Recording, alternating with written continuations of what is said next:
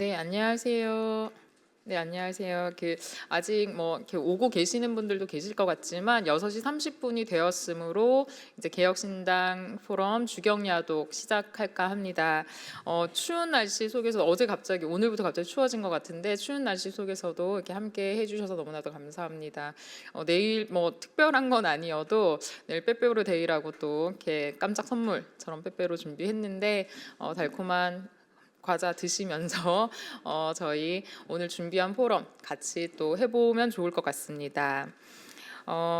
이렇게 매번 시작할 때마다 저희 개혁신당 포럼 주경야독 철학을 제가 한 번씩 읽어드리는데 오늘도 읽고 함께 시작하도록 하겠습니다. 개혁신당 포럼 주경야독 철학. 이 자리는 함께 묻고 배우는 자리입니다. 이곳에서는 질문이 먼저이며 누구나 자유롭게 의견을 나눌 수 있습니다. 우리는 정답보다 질문, 논쟁보다 경청이 있는 토론을 소중히 여깁니다. 모두가 동등한 참여자로서 발언에는 위계가 없습니다. 모든 질문은 기록되어 사라지지 않고 다음 논의의 출발점이 됩니다. 우리는 말과 태도로 정치를 바꾸고 민주주의를 만들어갑니다. 이것이 우리가 만들어가려는 새로운 정치 포럼의 모습입니다. 오늘은 저희가 박상훈 소장님을 모시고 이야기를 좀 나눠보려고 합니다. 얼마 전에 끝난 국감에서도 보았던 것처럼 요란한 고성 대신 차분한 질문과 품격 있는 태도로 주목받은 의원들이 있었습니다. 정치는 결국 말로 이루어집니다. 그 말이 정치의 품격을 만들고 리더십의 방향을 정합니다. 오늘 우리는 정치적이되 아름다워야 하는 말, 팬덤 정치의 파고 속에서도 흔들리지 않는 리더십, 그리고 정당이 가져야 할 품격에 대해 함께 생각해 보려고 합니다. 박상훈 정치발전소 소장님 모시고 저희 포럼 시작하려고 하는데 시작하기 전에 저기 뒤에 나가서 다 같이 단체 사진 한 번만 찍고 시작할까 합니다.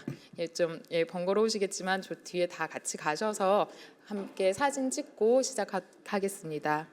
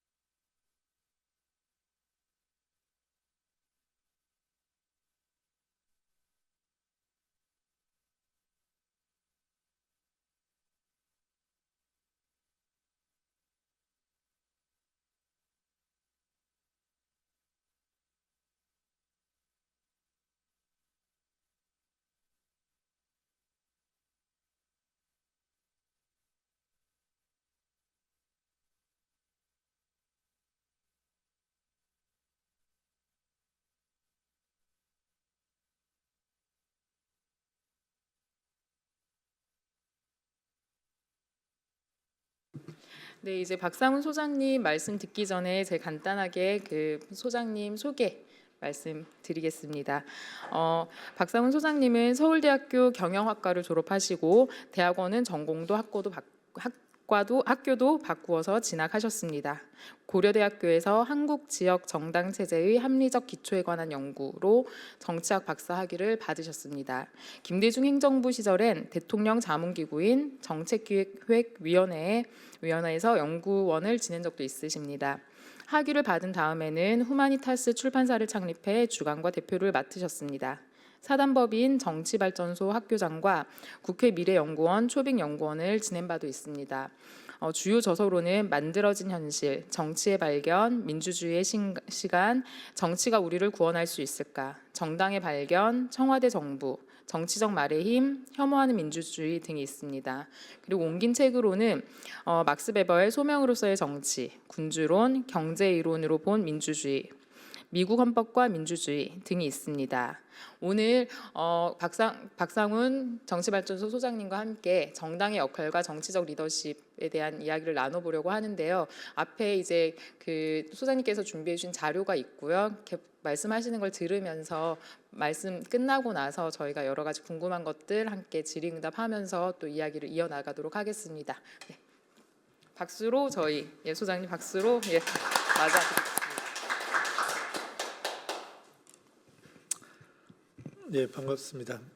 정당에 대한 이야기를 크게 두 차원으로 할 수 있을 텐데, 하나는 그 정치학 이론으로 다룰 수 있고, 하나는 그 역사로 다룰 수가 있는데, 이론으로 다루는 게 리더십의 역할까지 연결하는 데는 용이한 점은 있지만, 제가 볼 때 그게 썩 도움이 되지 않을 것 같다는 생각을 좀 해봤어요. 왜냐하면 그 주제는 또 책도 많고, 이론이라고 하는 건 그 정치 실천하는 사람에게는 생각보다는 그게 큰 도움은 안 된다는 생각은 들어요. 하지만 정치하는 사람은 역사는 반드시 알아야 됩니다. 그 마키아벨리가 군주론에 권하는 거는 그 역사를 공부하는 것하고 체력을 기르는 것. 왜냐하면 정치는 너무 힘든 실천이기 때문에 이 역경에도 몸을 견뎌낼 수 있어야 되기 때문에 열심히 그 체력 훈련을 하라는 거하고 역사의 많은 선례를 연구하라는 게 정치가들의 권한 건데, 저도 오늘 그 역사를 통해서 한번 우리 정치의 문제와 좀 이랬으면 좋겠다라는 제 의견을 좀 말해볼까 합니다.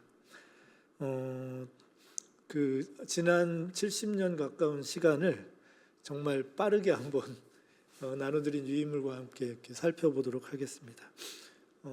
초기 정당 체제는 1~2공화국식이라고 부를 수 있겠고, 시기적으로는 60년 2위 공화국까지라고 생각하시면 되겠습니다. 이 시기의 가장 중요한 특징은 지리적 분절이 가져온 그 효과입니다. 그래서 우는 남한이, 좌는 북한이 독점적으로 대표되는 정당 체제가 분질러진 겁니다. 정당 체제를 이론적으로 말하면 수평적 스펙트럼이라고 부릅니다. 왼쪽에는 좌가 있고 오른쪽에는 우가 있으면 정당은 인접한 정당에 가까이 갈 수는 있지만 뛰어넘지는 못한다라는 게 그게 정당 이론의 이제 출발인데, 이게 분질러지면 이게 희한하게 생기는 문제가 발생합니다. 수평적으로 정당이 여러 개 있어도 아무 문제가 안 되는데, 이게 수직적으로 분질러지면 중간이 존재할 수 없습니다. 그래서 북한의 중간파인 조만식을 포함해서 많은 사람들이 사라지고, 남한에는 혁신계와 여러 가지 중간 세력들이 고초를 겪으면서 사라지듯이 정당 체제는 이게 수평적으로 다원화돼야만 민주주의를 감당할 수 있고, 그게 안 되면 그건 필연적으로 내전입니다. 한국 전쟁을 여러분들은 역사적으로 다르게 북한의 야욕 여러 가지 이해하실 수도 있겠지만, 분단이 가져다주는 정치적 효과도 한번 염두에 두시면서 이 시기를 돌아보시면 좋겠습니다. 전쟁이 끝나고 나서는 다시는 전쟁을 일으키기가 쉽지 않아져 버린 게 이제 한국 전쟁입니다. 왜냐하면 한국 전쟁은 국제전의 성격을 갖고 있기 때문에 혼자 힘으로만으로 이제 전쟁을 하지 못하게 됩니다. 전쟁이 가져다준 효과는 어느 일방도 본인의 힘만으로는 전쟁을 일으키기가 어려워진 게 이제 전쟁이 가져다준 하나의 효과입니다. 그래서 체제 경쟁은 이제는 누가 더 빨리 경제 발전하느냐가 이제 중요해집니다. 그래서 이때 남북한의 경로를 분화시킨, 달리 말해서 맨 처음에 냉전에 의한 분단이 아니라 이 분단이 피할 수 없게 만들어진 거는 남북한이 다른 경로로 발전하게 된 겁니다. 하나는, 한쪽은 민주화가 가능한 경로로 가는 거고, 다른 하나는 민주화가 있어서는 안 되는 경로로 가는 게 분단 이후에 있게 되는 현상입니다. 북한은 강력한 동원 국가를 만들게 되고, 동원 국가를 만들게 되면 우리가 옛날 동유럽 사회주의 국가에서 보듯이 위성정당은 가능하지만 그 이상의 야당은 존립할 수 없습니다. 이거를 정당 이론에서는 당국가 체제라고 부르고, 지금 우리가 뭐 중국이나 뭐 쿠바나 이런 데를 보는 나라는 당이 곧 국가인 체제를 만드는 게 이제 당국가 체제라고 보통 부릅니다. 이렇게 해서 50년대 말까지는 북한이 남한보다 잘 살았습니다. 북한이 남한보다 경제력이 더 강했는데, 그럼 이 시기에 남한은 어땠나를 한번 살펴보겠습니다. 50년대 정당 체제와 4.19는 대충 과거에 뭐 이승만 정부 시절에 있었던 이런 정도의 이야기가 아니라 이 시기에 정치사가 굉장히 중요하다는 걸 여러분들도 한번 생각해 보셨으면 좋겠습니다. 경제는 저발전 상태를 지속했지만 남한은 북한과는 달리 민주화가 없이는 산업화 추진이 불가능합니다. 이게 그래도 남한이 일찍 보통교육을 시작을 했고 냉전의 그 선에서 자유민주주의 국가의 범위 안에 들었던 그 효과가 이게 적지 않습니다. 그래서 여기서는 민주화를 폐지하고는 산업화가 하기 어려운 체제로 가게 됐고, 이게 4.19입니다. 4.19는 좀 독특합니다. 우리나라 국민소득 1인당 국민소득이 100불의 절반도 안 됐을 때 민주혁명을 일어났다라는 건 좀 특별한 현상입니다. 이게 남한의 민주혁명을 감당할 역량이 있어서가 아니라 4.19는 우연한 면에서 민주혁명을 일으켰는데, 이 우연한 4.19의 민주혁명, 그래서 학자들이 이걸 조숙한 민주혁명이라고 부르는데, 아직 그렇게 민주혁명을 감당할 수 있는 산업화 세력이 형성되지 않은 상태에서 민주화를 했기 때문에. 하지만 4.19가 가져다준 확고한 효과가 있습니다. 4.19가 가져다준 효과는 남한과 북한은 이제는 수렴할 수 없습니다. 남한과 북한은 아마 군사적으로 통일을 한다 하더라도 그 결과는 굉장한 큰 이렇게 폭력을 동반해야만 이게 통합이 될 수밖에 없는, 그래서 어떤 면에서는 이 시기가 진짜 분단입니다. 4.19를 겪고 나서는 남북한은 더 이상 쉬운 방법으로, 정치적인 방법으로 통일하기는 어려워져 버린 것을 생각하셔야 됩니다. 4.19는 또 다른 점에서 아주 특별한 정치사적인 의미를 갖는데, 이게 야당의 두 번째 기원입니다. 야당의 첫 번째 기원은 한민당이라고 불리는 해방 직후의 야당이지만, 이 두 번째 야당은 좀 독특합니다. 어떤 유형이냐면 야당 혼자서만 이렇게 국회같이 정치 영역에서 역할을 하는 게 아니라, 야당은 이제 사회 속에서 이 일종의 사회 야당이라고 부를 수 있는, 당시로서는 학생들, 그 다음에 교사들, 그리고 그 당시에 중요했던 게 기자들입니다. 이들이 그 소위 말해서 약한 야당을 뒷받침하는 정당의 역할을 하게 됩니다. 그래서 우리나라 야당은 야당으로서만 존재하는 게 아니라 민주화 운동이든 여러 자유주의 운동과 결합돼서만 나타나는 양상이 이때 만들어지게 되고, 이게 큰 정치 변화가 있을 때마다 야당은 이런 방법으로 정치 동원을 한다라는 걸 기억해 두시면, 이때 한국식 야당의 정치 동원 양식이 처음 형성되고 이 패턴이 이후에도 반복되는구나라는 걸 알아두시면 좀 좋습니다.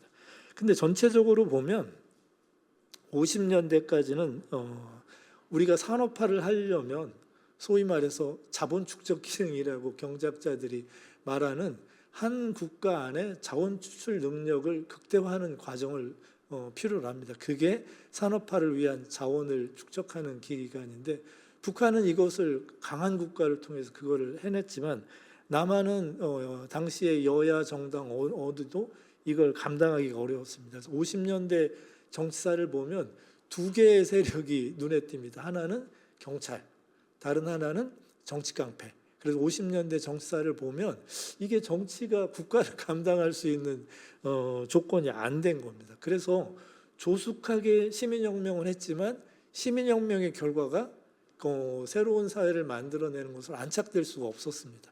시민혁명을 했고 2공화국을 만들었지만, 이게 너무나 빨리 3공화국이라고 하는 군사정권으로 넘어가는 것은 우연한 일이 아니라, 이 시기에 조숙한 민주혁명, 그다음에 감당할 수 있는 이 정당 정치가 없을 때 그 자본 축적 기능을 하는 국가의 역할을 다른 누가 할 수 없을 때 정치 밖의 세력이 들어오게 된다라는 것. 여기를 좀 생각하시면 1~2공화국 시기에 한국은 이렇게 지냈구나, 이렇게 생각하실 수 있을 겁니다. 2기는 3공화국에서 5공화국 시기, 보통 학자들은 권위주의 산업화라고 부릅니다. 우리가 보통 유럽에서 보는 산업화는 부르주아라고 하는 신흥 세력에 의한 산업화인데 한국은 그 기능을 권위주의 체제에 의해서 그러니까 빠져 있는 부분을 이 일종의 국가가 감당해주는 이 특징을 가리키기 위해서 보통 학자들은 권위주의 산업화라고 부르는데 이 시기의 특징을 한번 보겠습니다. 하나는 이 시기의 일반적인 양상을 보통 발전 국가, 개발 독재 이런 말 들어보셨을 겁니다. 근데 이게 좀 독특하다는 걸 알아두셔야 됩니다. 왜냐하면 50년대까지 자유당은 센 정당이 아닙니다. 대통령의 부속품 같은 역할을 했는데 이 60년대 이후 공화당은 종류가 다릅니다. 공화당은 정치학자들 사이에서는 굉장히 강한 조직 모델을 갖고 있었습니다. 그래서 보통 남노당 모델을 따랐다고 보통 얘기를 하고 지금 국민의힘에 가도 국민의힘 당직자들은 일기를 공화당에서부터 칩니다. 당직자들의 기수를 칠 때. 그만큼 옛날에 우리나라 이 시기부터의 공화당부터 시작된 정당은 조직력이 굉장히 강했습니다. 이게 우리나라 여당의 보수 정당의 한 특징이고 야당은 아까 말씀드린 대로 사회 속에 민주화운동 세력 또는 이렇게 지식인들을 동원하기 때문에 야당은 처음부터 바람을 동원한다는 얘기를 옛날 사람들이 그래서 이제 하게 된 건데 이 공화당이 이 아주 강한 조직 모델을 갖는다는 게 이게 좀 묘한 특징입니다. 왜냐하면 권위주의 국가, 군사 정권은 정당을 강하게 만들지 않았습니다. 군사 정권은 군대 또는 강제력이 이 국가의 역할을 뒷받침하기 때문에 정당의 역할이 그리 중요하지 않은데 정당의 역할이 중요한 게 2세대 국가들입니다. 우리가 보통 영국, 프랑스, 미국하고 달리 2세대 국가를 후발 국가라고 부르고 그 다음에 이 개발도상 국가들을 후후발 국가라고 부르는데 후후발 국가들은 정당이 별로 강하지 않습니다. 군사 정권이나 또는 정보기구들이 그 역할을 했는데 우리는 신기하게도 개발 독재 또는 발전 국가가 강한 정당과 결합됐다는 사실이 매우 흥미롭다는 걸 알아두셔야 됩니다. 그래서 왜 2차 대전 이후 한 100개 가까운 독립국가 가운데 왜 한국만 국가 형성도 성공하고 산업화도 성공하고 민주주의를 성공했는가를 말한다 그러면 이 시기의 특징을 빼고 설명할 수 있을까? 저는 조금 어렵다고 생각합니다. 이때 강한 정당이 있었다는 게 굉장히 흥미로운 현상이다라는 건 알아두셨으면 좋겠습니다. 이게 한국 보수 정당의 두 번째 기원입니다. 이때 잘 조직된 정당과 그 다음에 한국 전쟁을 겪었기 때문에 전쟁은 관료제의 발전을 가져옵니다. 전쟁을 통해서 발전된 군사 관료들을 중심으로 산업화를 효과적으로 추진하려고 했던 것이 박정희 정권입니다. 그래서 박정희 정권은 묘하게도 출발부터가 3세계 국가의 일반적인 유형과 조금 달리 약간 무슨 2.5세대 국가라고 해야 되나? 묘한 형태로 출발했다는 걸 여러분들도 기억해 두시면 좋겠습니다. 이 시기에 정치 양상은 50년대랑 다릅니다. 강한 정당이 있고 여기에는 분열된 야당이 있습니다. 50년대와 달리 60년대는 야당이 4개 정도 있었습니다. 그래서 우리나라 야당사를 보면 맨날 야합, 이합집산이라는 정치사라 표현을 많이 쓰는 것의 일반적인 특징은 이때 60년대에 만들어집니다. 60년대 야당은 지리멸멸하고 분열돼 있고 가끔 박 대통령이 부르면 당수가 가서 양주 얻어먹고 돈 받아오는 게 이제 그래서 사쿠라 야당 이런 말을 한 게 60년대 특징인데 물론 그렇다고 야당을 우습게만 보면 안 되는 점은 있지만 크게 보면 강한 집권당과 분열된 야당을 특징으로 한 게 60년대 정당 정치입니다. 그러니까 60년대를 대충 보면 그냥 단순히 군사 정권의 셈 때문에 유지됐다고 하기에는 조금 생각할 점이 있습니다. 60년대 한국 정치는 중남미 국가랑 달랐다는 것. 그래서 빨리 개발도상국 시기를 경험하고 그 다음 단계로 넘어갈 수 있다는 걸 생각하면 60년대를 그렇게 우습게 볼 수 없다라는 것도 알아두시면 좋습니다. 그러면서 60년대를 지나면서 70년대 변화가 옵니다. 뭐냐면 60년대 강한 공화당을 깨야 되는 일이 발생했습니다. 그게 박정희 정권이 3선 개헌을 해야 되고 유신헌법을 해야 되는데 이걸 공화당이 극렬 반대합니다. 그래서 공화당을 제압하고 삼선 개헌하고 유신헌법을 해야 됐기 때문에 당시 공화당의 주도 세력들이 아주 심한 고초를 겪게 되고 그 고초를 대표하는 사람이 김종필입니다. 그래서 많은 사람들이 왜 삼김일까? 왜 거기에 JP가 들어갈까? 이 사람은 군사정권에 맨 처음에 같이 했던 사람인데 왜 민주화 때 맨 삼김 그러면 김영삼 노무현만이 아니라 김종필이 들어갈까 하는데 이 김종필이 이 강한 공화당의 핵심 인물이었기 때문에 그렇습니다. 그래서 대통령의 조카 사위였음에도 불구하고 공화당의 반발을 제압하는 것이 박정희로서는 너무 큰 일이었습니다. 그래서 이 공화당의 반발을 잠재우면서 공화당이 70년대 약화되기 시작합니다. 당 조직은 여전히 지방 조직은 강하지만 리더십은 60년대 그 강한 공화당의 리더십은 깨버려야만 70년대 유신 정권의 특징을 만들 수 있었습니다. 그래서 이 시기에는 행정부가 앞서서 두드러지게 보이게 되고 야당은 본인의 힘은 약하기 때문에 야당 밖에 제야라고 불리는 세력을 동원해야 됩니다. 제야는 69년에 처음 만들어진 현상입니다. 그러니까 69년에 만들어진 제야 세력과 그다음에 제도권 야당이 결합된 양식으로 야당 정치가 70년대에 다시 나타나게 됩니다. 이게 언제 이 패턴이 만들어졌다고요? 4.19 때. 4.19 때 만들어진 게 다시 70년대에 복원되는 게 한국식 70년대 정당 정치라고 부를 수 있겠습니다. 70년대를 지나면서 한국의 국가와 사회는 완전히 달라집니다. 겉으로 보는 것은 비슷해 보일지 모르지만 냉정하게 말하면 혁명적으로 바뀝니다. 50년대 한국은 농업 국가입니다. 너무나 저발전한 국가였고 아까 말씀드린 대로 경찰이 앞서 나간다는 건 관료제가 발전이 안 됐다는 뜻입니다. 관료제의 특징은 강제력을 동원하지 않고도 사회를 규율할 수 있는 강력한 힘을 가리킬 때 관료제라고 부릅니다. 이게 60년대를 지나면서 한국의 관료제 발전이 굉장히 발전하게 됩니다. 또 하나는 경제 엘리트들이 발전하게 됩니다.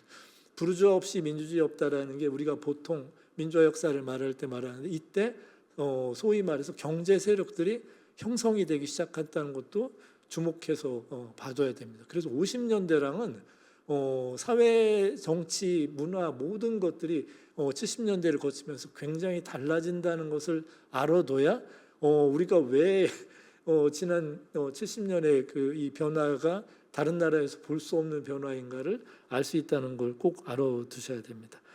이 시기에는 자본주의 시장 경제가 이제는 되돌이킬 수 없습니다.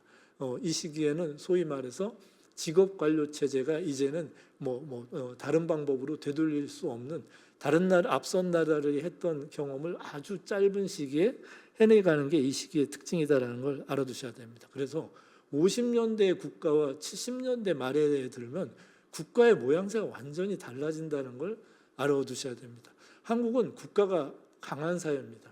아마 혹시 외국 경험이 있으신 분은 미국 가면 무슨 동사무소나 무슨 이런 걸 보기 어렵습니다. 영국에 가도 관료제 모습이 잘 안 보이는데 한국은 관료제가 어디 가나 다 있습니다. 딱지를 떼어도 법원에 가는 게 아니라 다 경찰을 가야 되고 그건 우리식이라는 건 알아두시면 한국은 50년대와 달리 60, 70년대를 겪으면서 이제는 후발 국가 소위 말해서 독일이나 일본 이런 형태의 이 정치동원 양식이 자리 잡아가는구나를 알아두셔야 지금 우리 모습을 이해하실 수 있습니다. 이 시기에 를 돌아보면 전쟁과 분단이 우리에게 큰 상처를 줬지만 그 대가는 우리가 받은 겁니다. 전쟁과 분단 덕분에 미국 시장에 들어가기 용이해졌고 다른 나라로부터 원조를 받기 쉬워지면서 분단과 전쟁의 그 대가를 그래도 우리가 산업화를 조기에 이룰 수 있는 조건을 가졌던 것은 아주 흥미로운 점입니다. 여기에 권위주의 발전 국가가 권위주의 또는 개발 독재가 그거를 뒷받침하게 됐다는 것도 알아두셔야 됩니다. 그리고 우리가 상대적으로 60, 70년대가 덜 불평등했다는 것도 주목하셔야 됩니다. 60, 70년대 중남미에 비해서는 한국이 그래도 꽤나 평등의 정도에서는 나쁘지 않습니다. 70년대 한국의 노조 조직률이 20%가 넘었다는 것도 아마 여기 계신 분들 잘 모를 겁니다. 한국의 70년대가 독특합니다. 유신체제여서 독재만 있다고 생각하시면 지금 우리가 사는 모습을 설명이 잘 안 된다는 것도 알아두셨으면 좋겠습니다. 북한의 존재가 다 나쁜 것만 아닌 것도 알아두셔야 됩니다. 왜냐하면 체제 경쟁을 해야 되는데 북한이 사회주의를 내세우게 되면 남한이 너무 불평등할 수 없습니다.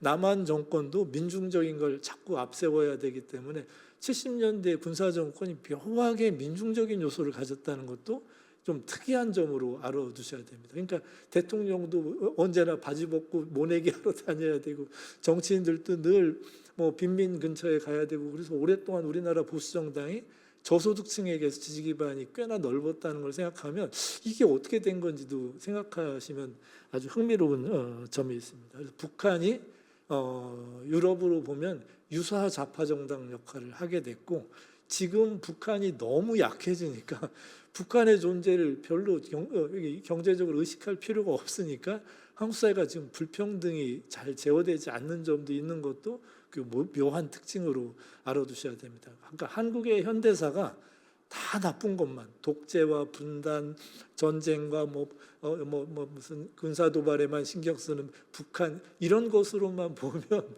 한국 현대사가 절반밖에 안 보인다는 것도 알아두셔야 됩니다. 인간의 정사가 갖는 흥미로운 점은 한쪽에 지나침이 있으면 그 지나침은 다른 방법으로 그 사회의 지렛대 같은 역할을 해줄 수도 있다는 걸 알아두시면 정치라고 하는 것이 참 묘한 세계라는 것도 여러분들도 한번 생각해 볼 수 있을 겁니다. 또 하나는 군사 정권이었는데 야당이 있었다는 사실이 굉장히 중요합니다. 중남미의 민주화 이후에 콜롬비아나 이런 데는 여전히 반군들이 게릴라 활동을 하고 혁명 세력들이 있고 지금도 중남미에는 현 체제를 인정하지 못하는 게릴라들도 활동하고 하는 것과 달리 야당이 있으면 소위 말해서 반독재 운동이 온건합니다. 여러분들은 우리나라 반독재 운동이 어떻게 보실지 모르겠지만 사실 굉장히 온건한 편이고 이 정도면 정말 너무 온순한 편이라고 부를 수 있습니다. 그건 야당 덕분에 가능했습니다.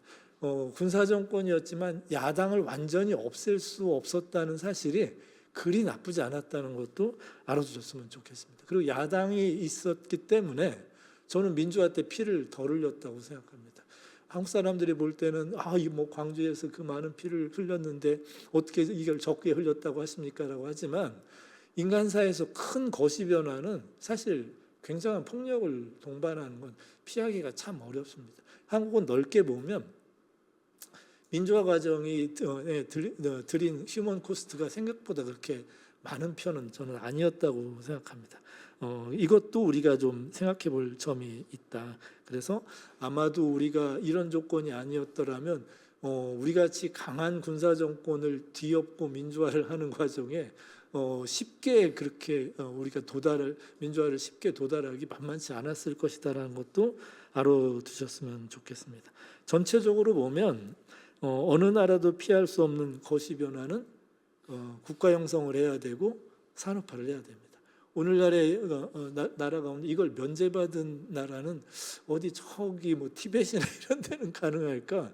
현재 국제 관계에서는 국가의 발언권과 그다음에 경제의 발언권 없이는 그 나라의 어떻게 보면 삶의 기회나 이런 걸 늘리기는 어려운데 이 시기에 그래도 이 거시 변화를 여러 가지 조건 때문에 전환의 비용을 그래도 값비싸게 치르지는 않았다는 사실을 알아두셔야 됩니다. 이 기초 위에서 온건하고 평화적인 민주화 이행이 가능했다. 그러한 이후에는 저는 그래서 한국 현대사에 대해서 좌우나 진보 보수가 저는 합의해야 될 이유가 있다라고 생각합니다. 그래서 우리나라 정치에서 맨날 역사 청산, 과거사 청산 이게 저는 너무 과도하다라는 생각을 하게 됩니다. 이탈리아 같은 나라들도 스페인이나 이런 나라들도 다 내전도 겪고 파시즘 겪고 했지만 그런 나라들은 대개 좌파 세력들부터 과거 청산에 대해서 그렇게 많이 얘기하지 않습니다. 역사라고 하는 것에는 이런 과정을 어느 정도 불가피하게 치른다 그러면 거기에 적합하게 이걸 해야 되는데, 우리는 때만 되면 건국절 논쟁해야 되고, 때만 되면 친일파 청산 얘기해야 되고, 뭐 친북 북한 이런 빨갱이 청산 이렇게 얘기하는 건 저는 안 맞다고 생각합니다.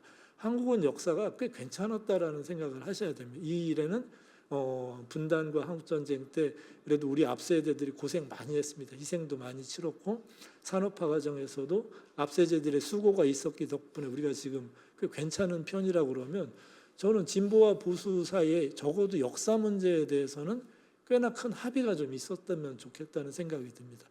여러분들은 기억하실 수 있을지 모르겠지만 2012년에 유승민 원내대표의 국회 연설이 꽤나 큰 이 반응을 얻은 적이 있습니다.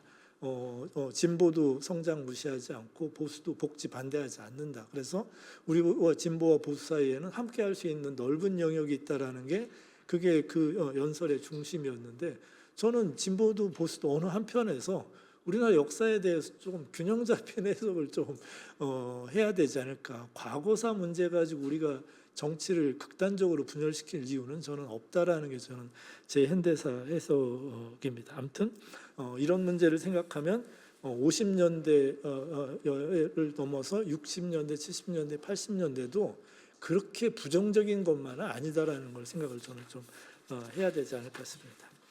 이제 민주화 이후 시기에 한국의 정당 정치를 좀 볼 텐데, 노태우 행정부 시기가 상당히 재미있습니다.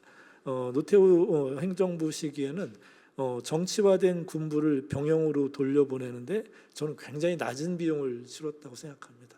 중남미의 이 군사 정권은 진짜 부패 그 자체입니다. 그래서 이 친구들이 병영으로 돌아가는 게 쉽지가 않습니다. 이미 사회 속에 부패의 세력과 결합되어 있기 때문에 민주화 과정에 격렬하게 반대했는데, 생각보다 우리나라 군부가 그렇게 부패하지 않았기 때문에 저는 민주화 과정에서 본인들도 모든 걸 걸고 민주화에 반대하지 않았다는 사실이 저는 흥미롭다고 생각합니다. 그렇기 때문에 한국이 이 정치화된 군부를 병영으로 돌려보내는데 우리가 어떤 지혜를 발휘했는지는 늘 돌아봐야 된다고 생각합니다.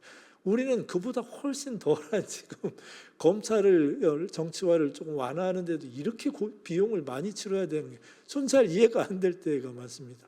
군부를 돌려보내는데도 우리 사회가 당시 발휘했던 지혜가 있는데 왜 우리는 이런 문제에서 과도하게 문제를 정치적으로 동원하는지도 좀 전 돌아봐야 된다고 생각합니다. 군부가 정치로 병영으로 돌아가는 데는 80년의 광주의 희생이 헛되지 않았습니다. 그때 희생을 경험했기 때문에 군부가 다시 민주화를 뒤엎으려고 하면 아마 광주에 10배 이상의 피는 흘렸어야 됐다는 걸 본인들도 인지할 수밖에 없는 상황이었기 때문에 저는 80년의 광주항쟁은 87년의 평화적인 민주화의 비용을 미리 치르게 한 점이 있다고 생각합니다. 그래서 우리나라 지금도 국힘들도 어떻게 하면 광주에 가서 이제 망월동 묘지 참배하고 저는 빨리 광주가 그걸 받아들였으면 좋겠습니다. 그래서 그 시기에 그것도 빨리 털어버리는 게 우리가 지금 해야 될 일이다. 거기에 우리가 지금까지 그거를 마치 들어올 수 없는 뭐처럼 이렇게 말하는 거는 민주화의 그거 스스로 호남도 너무 그걸 본인들을 이렇게 좀 폐쇄화하는 것도 그 바람직하지 않지 않을까 이런 생각을 좀 해보게 됩니다. 아무튼 이걸 겪었고 또 87년이 천혜 혜택이 있었습니다. 87년이 경제 사정이 굉장히 좋았습니다.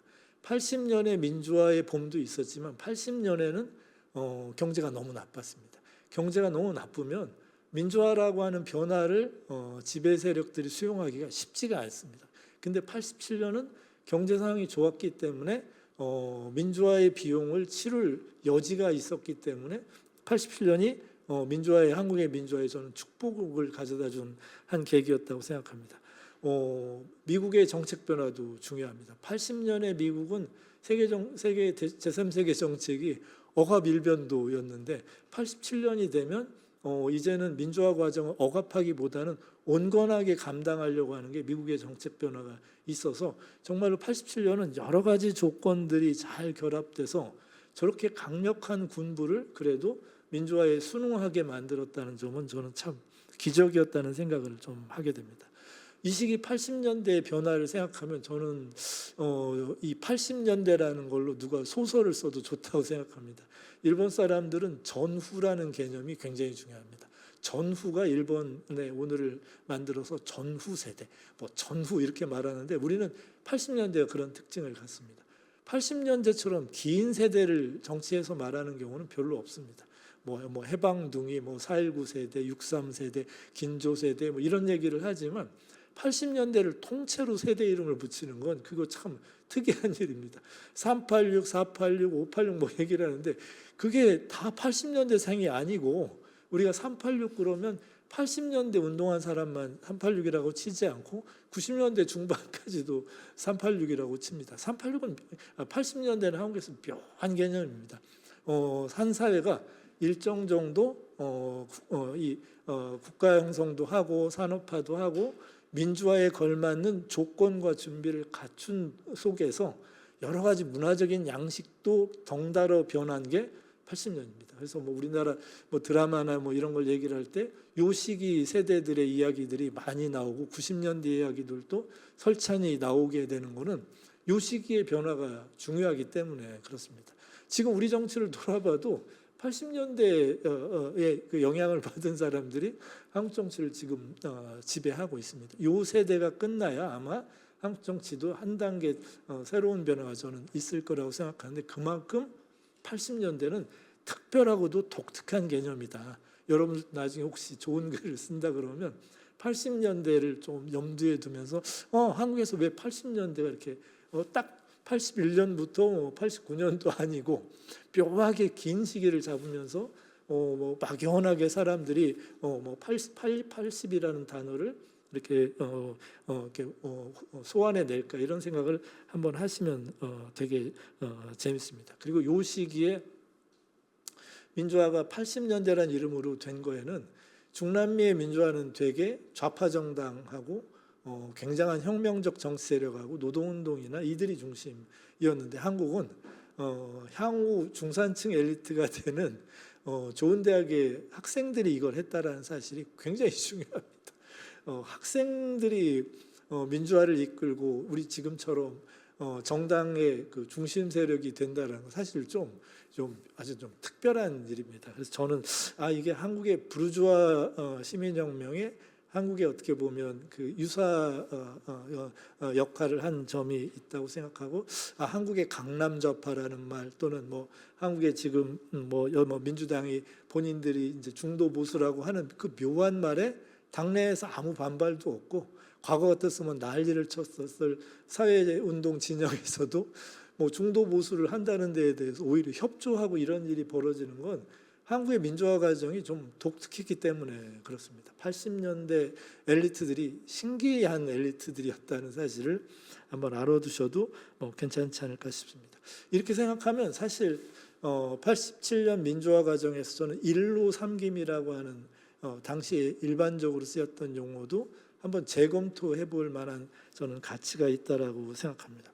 삼김은 60년대 말에 형성된 대한 집단입니다. 근데 민주화가 됐는데 30년 뒤에 민주화가 됐는데 그 대한 집단이 다시 불러들여진 건 흥미로운 현상입니다. 두 사회는 60년대 한국 사회와 80년대 말의 한국 사회는 아까도 말씀드린 것처럼 완전히 다른 사회입니다. 서울의 모습을 두 30년을 놓고 아마 사진이나 영상자를 보면 두 나라는 이게 같은 나라라고 볼 수 없을 만큼 다른 적인데 왜 이때 이 정치 엘리트에 대한은 과거로 회귀했을까? 야당의 엘리트에 대한은 왜 과거로 돌아가나? 이 점도 흥미로운 점 중에 하나입니다.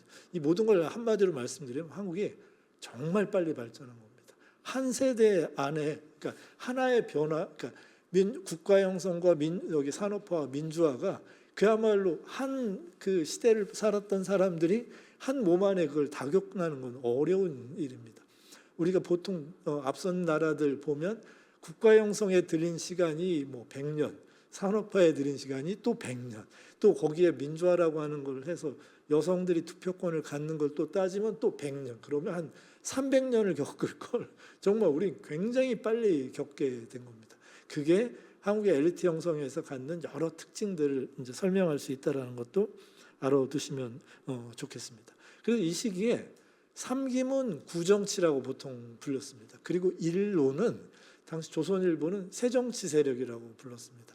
새정치란 말은 안철수 씨가 처음이 아닙니다. 새정치란 말은 일로 삼김 때 삼김의 구정치에 대해서 신흥 엘리트들을 가리키는 게 그 당시에 새정치라는 말이었습니다. 근데 왜 이게 일로 삼김이라고 하는, 어떻게 보면 일로가 대표하는 건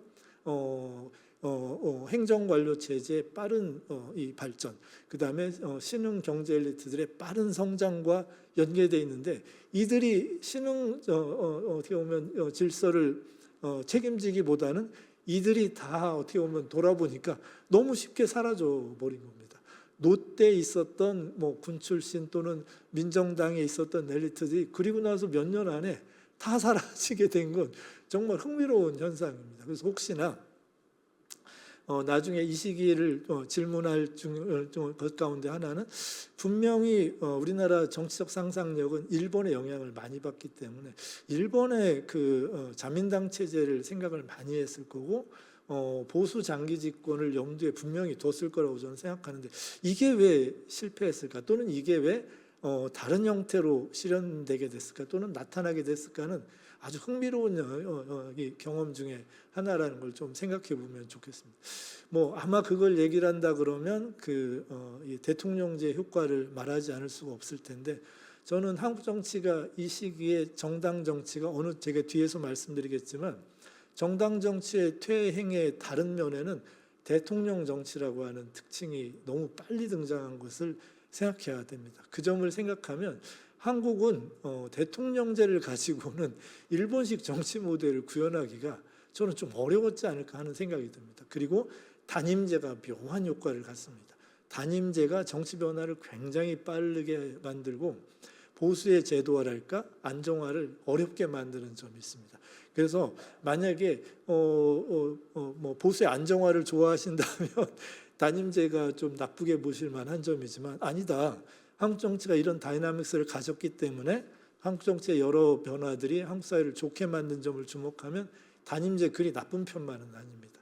단임제가 가진 또 묘한 재미도 한번 좀 들여다보면 좋지 않을까 싶습니다. 그러면 이 시기를 거쳐서 당신은 소위 말해서 3당 합당의 형태를 이제 하게 되는데, 3당 합당을 거쳐서 만들어진 민자당 또는 신한국당, 한나라당까지의 변화를 어떻게 볼지도 좀 생각해 볼 점입니다. 저는 이 시기에 노태우 행정부가 참 잘했다고 생각이 듭니다. 무엇보다도 군을 조기에 병영으로 돌려보내는 일에 적극적인 것도 의미가 있었고, 북방 정책을 하는 거는 전 이 한국 사회가 좋아지는데 아주 결정적으로 기여했다고 생각합니다. 보수가 전처럼 무슨 빨갱이 때려잡는 것만이 아니라 이제는 이념 문제에서 유연하게 대응할 수 있었던 거에는 북방 정책이 가져다준 효과가 상당히 컸습니다. 이 덕분에 사실 한국이 선진국이 되는 과정에서 공산국가의 수출을 늘릴 수 있었던 거는 이때 북방 정책이 없었으면 사실 어려웠을 겁니다. 이걸 야당이 집권해서 하기에는 쉽지가 않습니다. 야당이 했더라면 아마 이념 시비도 엄청 시끄러웠을 테고 한데, 그래도 노태우 정부 때 이 일을 해줬던 게 아주 흥미롭습니다. 그리고 이 시기에 YS 세력이 새로운 보수 정당의 주류가 되는 것을 그래도 받아들여 준 게 저는 노태우 행정부 때 그래도 괜찮았던 역할 중에 하나였다고 생각합니다. 근데 이게 이루어지는 과정에서 가장 강력한 경쟁 집단인 DJ를 어떻게 보면 배제한 방법으로 이루어진 게 저는 좋지 않았다고 생각합니다. 만약 그때 DJ가 야당으로서 존재했다면, 약간 약한 야당으로 존재했다면, 저는 민자당, 신한국당에서 한나라당으로 넘어가는 게 꽤 안정됐을 가능성도 있다고 생각합니다. 하지만 한국식 정치에서는 당시 김대중 DJ가 한국 정치에 남아 있었더라면 정치 보복을 감당하기 어려웠을 겁니다. 그래서 저는 DJ는 영국으로 간 거는 한국식 이 시기에 여러 가지 조건으로 보면 사실상 약간 망명했다라는 생각을 해석을 해도 별로 틀리지 않을 겁니다. 근데 이게 집권당으로서는 좀 오만해지게 된 저는 원인 아니었을까 하는 생각이 듭니다. 그러면서 집권당이 했어야 될 소위 말해서 세계화의 여러 과제들을 좀 소홀히 하게 되고 저는 쉽게 안주했다고 생각합니다. 그 결과가 저는 IMF를 만나게 된 것이 아닐까. 그렇지만 이 시기 넓게 보면 한국의 지금 우리가 보는 것처럼 관료행정 체제의 우위 또 경제 엘리트들의 우위가 한국의 국가의 특징으로 자리 잡았습니다. 여러분들은 뭐 행정 관료를 어떻게 보실지 모르겠지만 국회에 있다 보면 국회에서 모든 정보의 어떻게 보면 우월성은 관료행정 체제에서 나온다는 걸 알아두셔야 됩니다. 뭐 보좌관이나 비서관들도 역할은 다 어떻게 보면 행정부에서 자료 요청을 잘하는 게 일인 것처럼 관료행정 체제가 이 시기에 우위로 자리 잡은 것이 저는 나쁘지 않았다고 생각합니다. 그리고 이 시기에 그래도 재벌경제 체제가 그래도 대기업 중심으로 해서 그래도 세계 경제에 자립적으로 자율적으로 대응할 수 있었던 기반을 가진 것도 저는 꽤 괜찮았다고 생각합니다. 아무튼 이 시기를 겪고 다시 DJ가 복귀되면서 김영삼, 김대중, 노무현 정부라고 하는 과거 이 군사 정권 때는 야당 엘리트들이 정치의 중심으로 들어온 게 저는 꽤 재밌는 현상이라고 생각합니다. 이 시기에 들어오면서 만약에 이전에 소위 3당 합당 체제가 안정됐더라면 우리가 볼 수 없었던 일들을 이때 보게 됐다고 생각합니다. 그건 뭐냐면 사회에서 정치에 들어올 수 있는 사회 세력이 이 시기에 모두 다 들어와 버린 겁니다. 이 시기에 들어온 뭐 대표적인 사람이 김우중, 정주영 뭐부터 시작을 해서 조순, 이인재처럼 하여튼 우리가 생각하기에 이 시기에 정당이 될 수 있는 세력이 밖에 남겨져 있지 않고 다 들어오게 됩니다. 그게 민주노동당으로도 들어오게 되고 여러 가지 제3당 실험으로도 다 들어오게 됩니다. 이게 지금 우리가 생각할 점입니다. 이제는 정치 변화에서 밖에서 들어올 에너지가 별로 없습니다. 정치 변화에서 굉장히 중요한 건 제3당의 충격인데 제3당의 충격은 정치에 들어오지 않은 사회적인 힘을 물고 들어올 때 파괴력이 굉장히 큰데 이 시기에 이미 이게 다 들어와 버리고 기존 정당 안에 분해돼서 지금 이렇게 자리 잡은 것이 향후 정치 변화를 모색한다 그러면 사회로 나갈 일이 아니라 정치의 다이나믹스를 이제는 활용해야 되는 때가 불가피하게 와버린 건 이 시기에 사회적인 에너지가 다 돌아버렸기 때문이라는 건 알아두셔야 됩니다. 지금 재벌들 정치시키기 불가능할 겁니다. 지금 다시 노동운동을 정치화한다거나 학생운동을 정치화한다는 건 지금은 생각하기 어려울 점이라는 것도 여러 가지로 생각해 보면 좋을 겁니다. 아무튼 이 시기에 이렇게 되면서 저는 한국이 선진국이 된 또 한 번의 중요한 계기는 야당의 집권을 통해서 보수가 해야 될 일들을 해낸 겁니다. 저는 IMF 이 위기를 보수 정당 때 경험했더라면 어떻게 됐을까? 한미 FTA를 만약에 그 새누리당이 주관했다면 어떻게 됐을까? 좀 생각해 보게 됩니다. 근데 IMF를 김대중 정부 때 치르게 되고 한미 FTA를 노무현 정부 때 하게 되면서는 한편에서는 신자유주의 세계화라고 하는 건 계층 간의 갈등을 좀 심하게 불러일으키는 건데 그걸 좀 완화하는 효과를 가진 점도 있고 만약에 이게 그렇지 않더라면 한국의 정당 체제는 아마도 민주당 쪽이 진보가 됐을 가능성이 굉장히 많습니다. 하지만 본인들이 보수 정당이 해도 좋을 정책을 완수하면서 지금 이재명 정부도 엄밀히 말하면 보수 정당이 해야 될 일들을 잘해내고 있는 면도 있습니다. 그렇게 생각하면 한국은 묘한 점이 있습니다. 한국의 제3정당은 이제는 국힘과 민주당 사이에서 작동하기 어렵다고 저는 생각합니다. 어떻게 보면 민주당 왼편에서 정치 에너지가 더 많이 생길 가능성이 있는 것도 이와 무관하지 않다는 생각을 듭니다. 아무튼 이러면서 정치는 여러 가지 기대와 열망, 뭐 혼란과 실망을 뭐 복합적으로 동반했지만 이것 때문에 체제 변혁이나 반체제 세력이 성장이 우리가 별로 그렇게 크지 않다라는 것. 중남미처럼 우리랑 비슷한 시기에 산업화도 하고 했던 그러니까 남유럽을 보면 좌파 포퓰리즘이 굉장히 셉니다. 하지만 우리는 좌파 포퓰리즘 때문에 고통을 받을 가능성은 이 과정을 거치면서 거의 없어졌다는 것도 알아두시면 좋을 겁니다. 아무튼 이렇게 되면서 한국이 저는 선진국이 될 수 있는 과정에서 세계화의 파고를 굉장히 용이하게 치러낸 아주 묘한 정당 정치를 저는 했다고 생각합니다. 이 다음이 문제입니다. 제가 볼 때 한국의 정당 정치는 요 시기까지는 본인들은 힘들고 고통스럽게 싸우고 경쟁했겠지만 체제 전체를 위해서는 좀 필요한 역할들을 했다고 생각합니다. 근데 요 시기 이후부터가 저는 정치가 나빠지고 이걸 정당 정치로 봐야 되는 하는 문제가 발생한 건 저는 그 다음이라고 생각합니다. 그 다음에 우리가 보게 되는 거는 뭐 양극화 정치다 하는 뭐 이런 얘기를 이제 보게 되는 겁니다. 이전 시기까지는 그래도 정당의 리더십 위기가 그렇게 두드러지지 않았습니다. 하지만 그 이후에는 민주당 쪽부터 정당의 위기가 거의 상존하다시피 합니다. 비대위 체제라는 말은 그 전에는 세게 학생운동 세력과 세게 야당이 정치할 때 비대위라고 불렀지, 비대위란 이름이 이 시기부터는 다른 내용을 갖게 됩니다. 다른 내용은 뭐냐면 비대위는 정당의 대표자 등록을 바꿔야 되는 걸 가리킵니다. 정당의 대표자가 있는 속에서 있는 건 뭐 혁신이든 뭐 이런 건 쓸 수 있지만 대표자 등록을 이렇게 많이 바꿔대는 정치는 전 처음 봤습니다. 이때 등장한 거는 정당의 리더십이 아주 상존하는 일들입니다. 그렇게 돼서 소위 말해서 민주당부터 정당위가 계속 반복되고 비대위가 끊임없이 반복되고 이게 민주당 쪽에서 먼저 앞서서 시작되더니 한나라당이 그나마 좀 오래 안정이 됐었는데 한나라당이 깨지면서 여기도 또 비대위 체제를 계속 반복하게 된 겁니다. 제가 뭐 책에서 비대위 체제를 뭐 세 보니까 뭐 무슨 12년 동안 뭐 30번을 했다는 이렇게 제가 이제 기록을 하게 된 건 요 시기에 집중적인 특징입니다. 이러면서 민주당을 지금 앞선 전통의 연장으로 볼 수 있을까 의심스럽게 됩니다.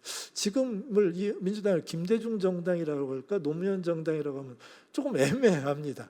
그 시기에 그들은 되게 의회주의자고 정당주의자였는데 지금 그 다음에 있는 정치 양식은 제가 볼 때 이게 우리가 원래 했던 여야 정당 정치 특징하고 너무 멀어진 것을 보게 됩니다. 지금 국힘도 옛날에 공화당의 후신이다, 뭐 무슨 민자당이나 뭐 무슨 한나라당의 후신이다 이렇게 볼 수 있을까?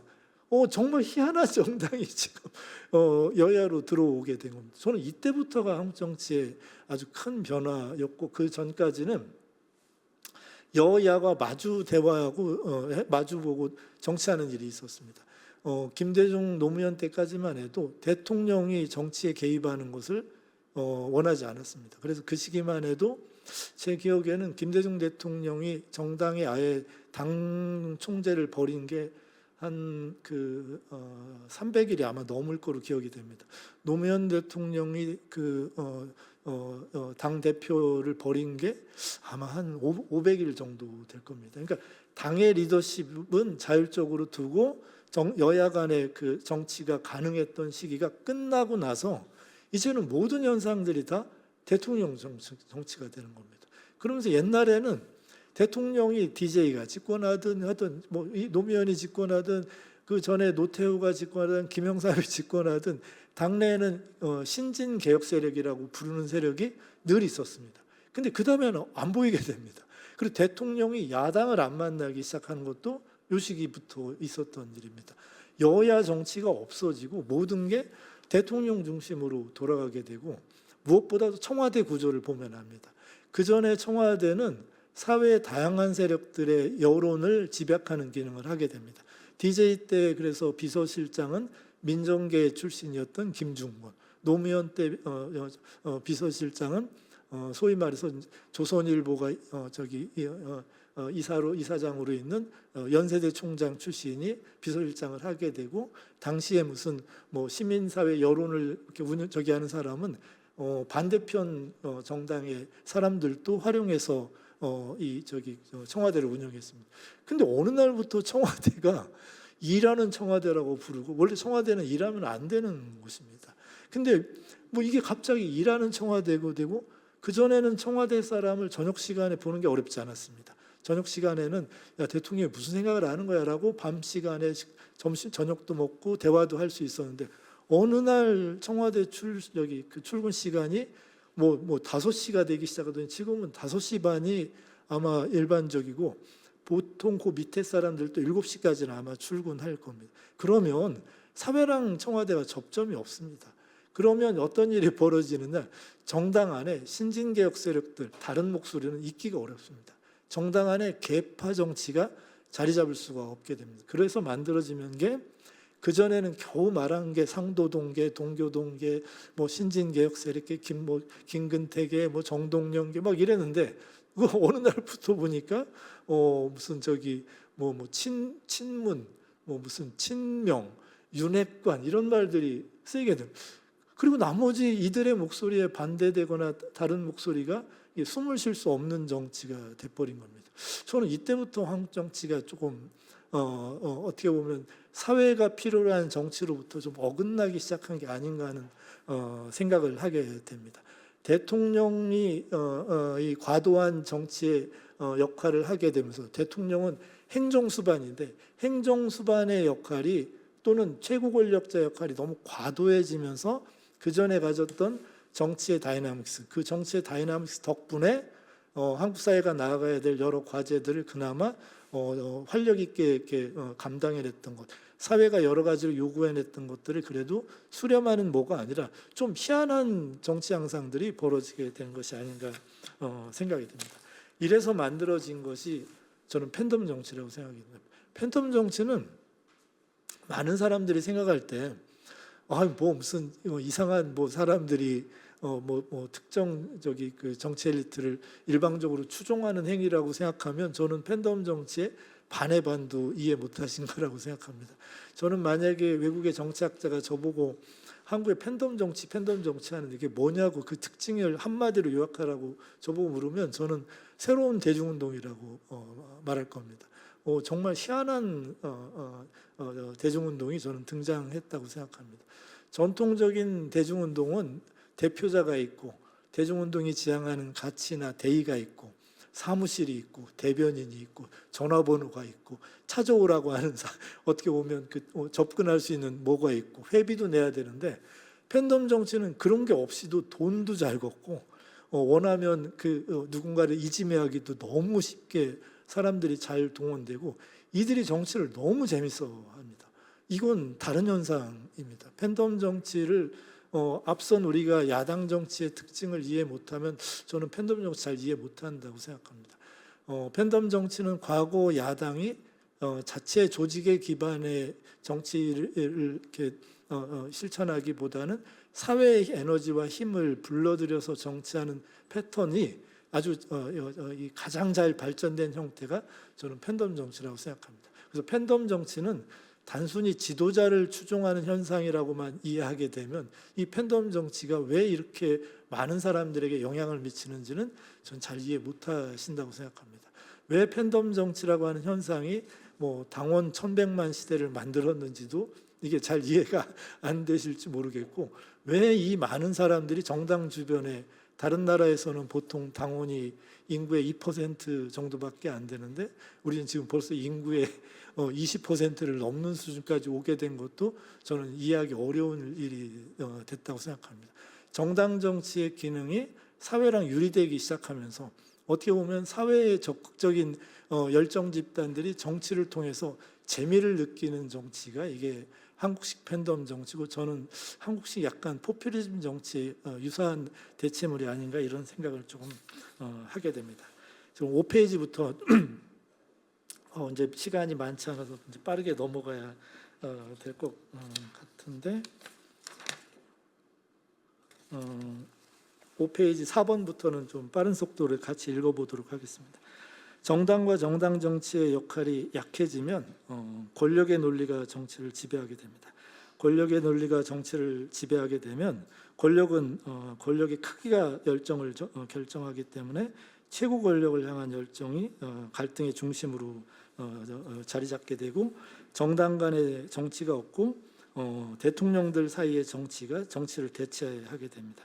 그래서 어떻게 보면 정당 정치가 이런 기능을 못하게 되면서는 늘 대통령들은 자신의 정당 문제로 골몰하게 되는 문제가 발생하게 됩니다. 민주주의에서 정치의 순기능은 그 수평적 스펙트럼 위에서 정당 간 경쟁과 연합의 다이나믹스로 움직일 텐데, 이게 이제 사라진다는 뜻입니다.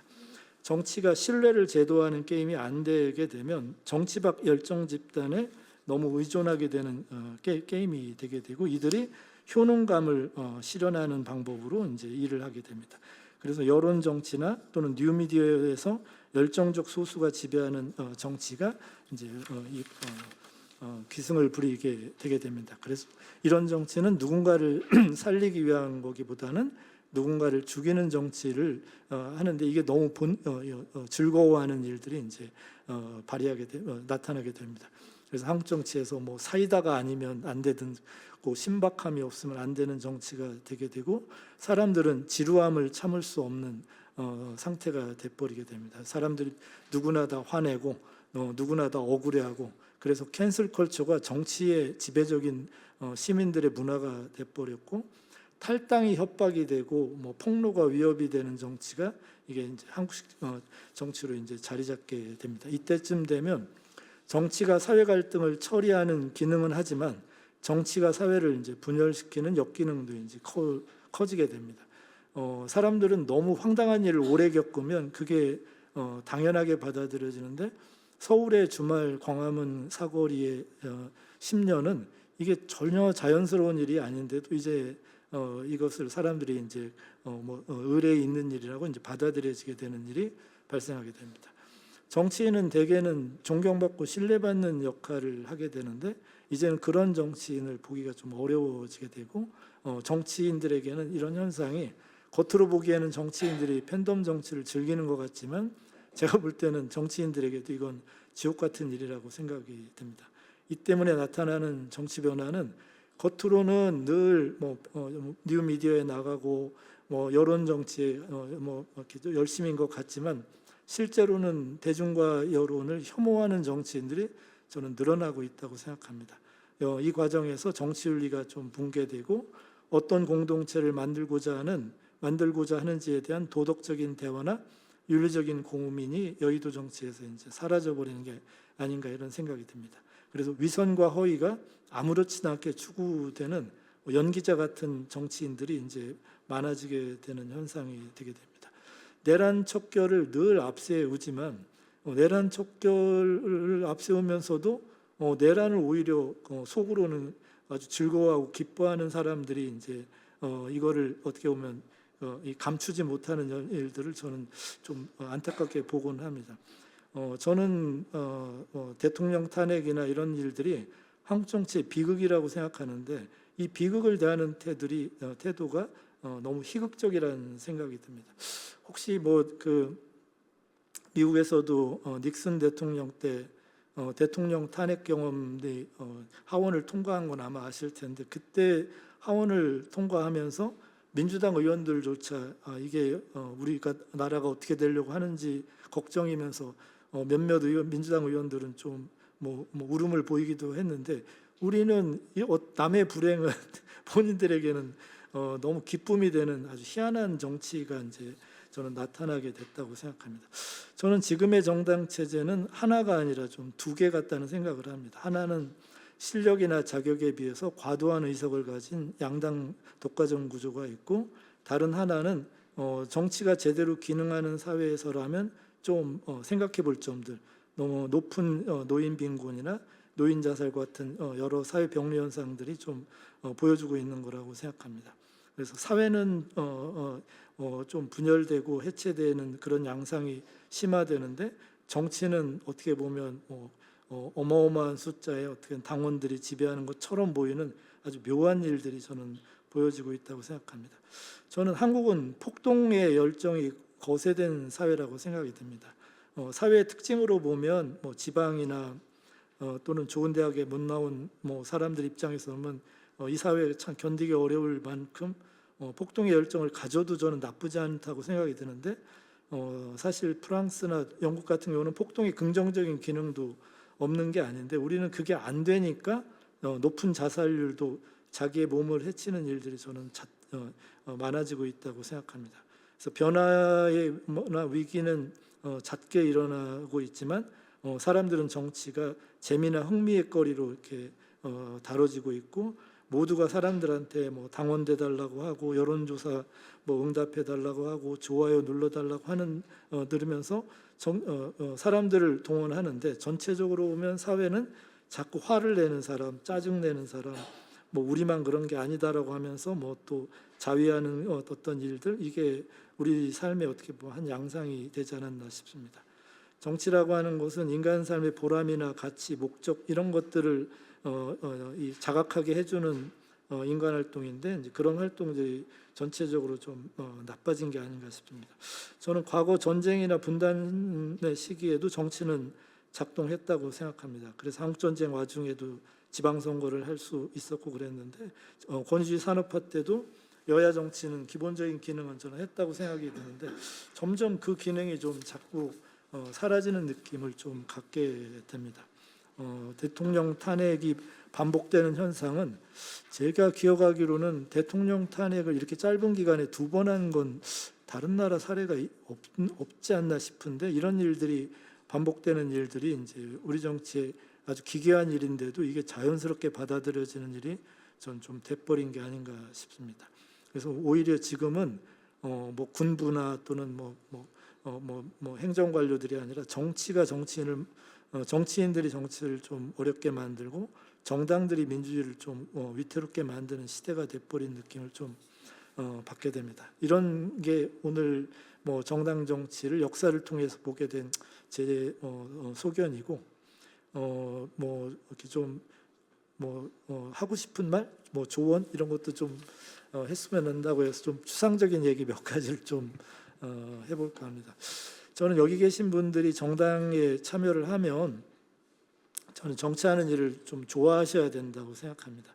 정치는 행위하는 것이고 행위는 언어의 교환으로 이루어지고 언어는 나와 다른 더 큰 세계를 연결하는 어떤 그 사회적 요구를 담는 그릇과 같은 역할을 하게 됩니다. 그러니까 연결되는 것을 좋아해야 되고 함께 만들어갈 목적에 대한 도덕적 질문을 자꾸 이어가려고 노력하는 것이 정치를 즐기는 일이라고 저는 생각이 듭니다.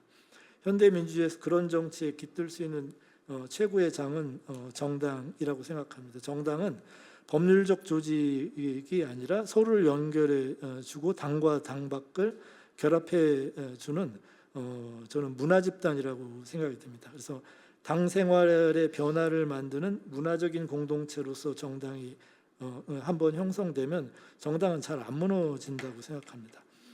정당 활동가나 상근 당직자들의 열정이 식지 않는 정당이 돼주는 것이 미래의 정당이 너무나 중요하다고 생각합니다.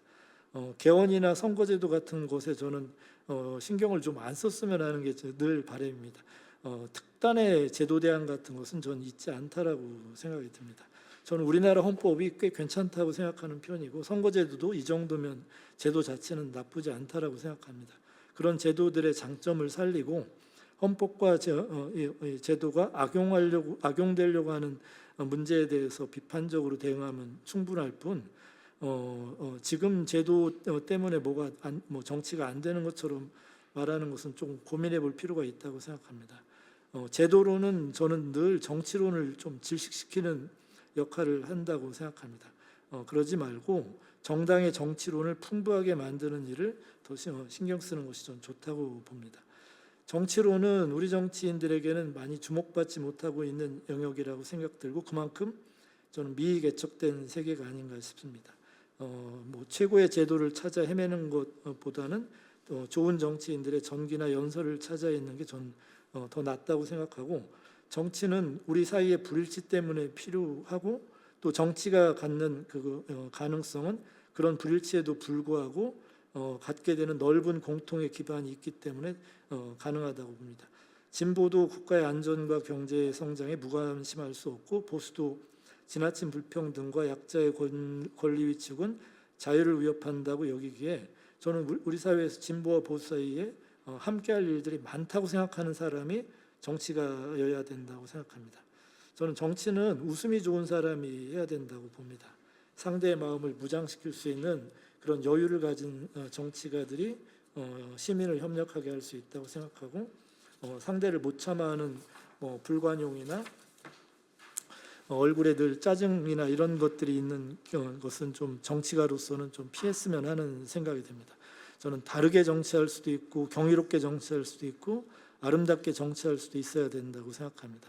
그러려면 인간의 영과 세상을 어지럽히는 팬덤이 아니라 인간의 위대함과 세상의 아름다움을 알게 해주는 저는 다른 종류의 팬심이 만들어질 수 있지 않을까 생각합니다. 저는 정당들이 왜 책을 내지 않는지가 또는 잡지가 왜 없는지가 좀 늘 궁금할 때가 많습니다. 정당의 세계관을 매력 있게 표현할 수 있는 책이 좀 있으면 좋겠고 정책을 소수의 전문가들만 이해할 수 있는 언어가 아니라 대중적인 서술로 표현할 수 있으면 좋겠다는 생각이 듭니다. 정당이 만들고 싶은 정치, 경제, 사회 여러 모습들에 대해서 책을 가질 수만 있다면 표도 당원도 지지자도 재정기여자도 만들 수 있는 저는 저작권 있는 정당이 될 수 있지 않을까 싶습니다. 저는 이게 돼야 전국적인 정당도 되고 전 세대를 아우를 수 있는 정당도 될 수 있지 않을까 싶습니다. 저는 정당은 지식혁명의 원천이 될 수 있을 때 세계를 변화시킬 수 있다고 생각합니다. 인간은 착하지만 하지 않고 인간 사회에서 선은 귀하고 선한 사람도 저는 귀하다고 생각합니다. 하지만 인간이 악하기만 한 것도 아니기 때문에 어떻게 보면 인간이 갖고 있는 이런 양가적인 측면에서 인간의 정치가 정초에 있어야 된다고 생각합니다. 저는 정치만큼 착한 사람을 필요로 하는 데는 없다고 생각합니다. 하지만 정치를 하는 순간 저는 악해야 되는 법도 배워야 된다고 생각하는 편입니다. 이건 정치의 숙명이고 자신의 영혼이 위태로울 수 있음을 감수하고도 좋은 변화를 만들기 위해서 악마와 거래하는 일을 멈출 수 없다는 걸 이해하는 사람만이 저는 진정으로 착한 정치인이라고 생각합니다. 그래야만 존경받을 수 있지 착한 척하기만 하는 일들은 저는 좋은 정치의 길에 좀 어긋난다고 생각합니다. 철학 세미나 하듯이 정치를 할 수 없다는 사실을 이해하고 존중한다면 정당은 권위적 현상이다라는 것도 저는 받아들여야 된다고 생각합니다. 좋은 리더, 좋은 상급자의 좋은 역할을 절대적으로 필요로 하는 게 저는 정당이라고 생각합니다. 규율 없는 정당은 저는 오래갈 수 없다고 생각하고 집권에서도 좋은 정부를 만들 수 없다고 생각합니다. 명령하는 법을 배워야 억압하는 기능을 저는 줄일 수 있다고 생각합니다. 그러려면 저는 실력을 키우는 게 정당의 가장 중요한 노력이어야 되지 않을까 싶습니다. 실력이 작동하는 정당이어야 되는데 우리나라 지금 정당은 늘 우연한 기회 때 어떻게 보면 그 기회를 만나서 실력보다 의석도 이렇게 갖는 약간 좀 허상이 돼버린 느낌을 좀 갖습니다. 실력이 작동해야 사람들을 길 헤매지 않게 할 수 있고 사람들이 늘 배에서 내릴 궁리만 하는 기회주의자들의 정당이 저는 아니게 될 거라고 생각합니다. 어차피 기왕에 정치의 세계에 발을 들여놨다 그러면 저는 조직으로서 실력을 키우는 길에 여기 계신 분들이 좀 노력하는 것이 어떨까 이런 생각으로 제 드릴 말씀을 마무리할까 합니다. 감사합니다.